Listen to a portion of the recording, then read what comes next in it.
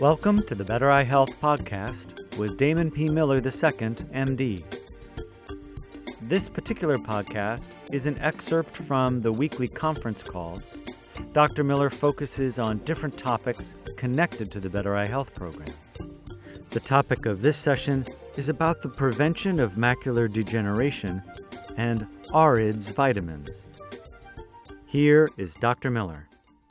If someone has a predisposition to macular degeneration, do they need the ARIDS, or do they need to be taking vitamins? He asked the question because he asked about his brother, and his doctor said, no, it doesn't apply. I would disagree. I think, if you have a first-degree family member, like a father or a brother or, someone, sorry about that, hold on.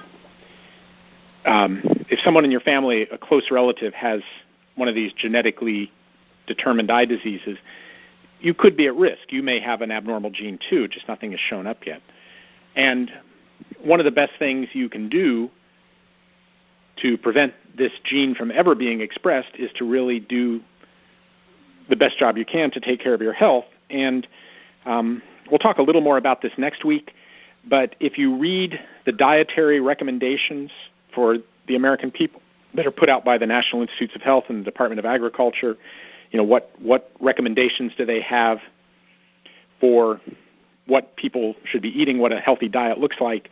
In the text, if you really dive down into it and don't just read the synopsis at the beginning of the 160-page report, it's basically saying every man, woman, and child in this country should be taking a vitamin supplement because our food is so poor in terms of its nutritional value.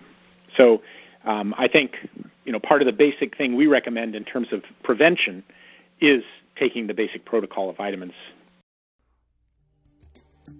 Tune in for more podcasts and other presentations.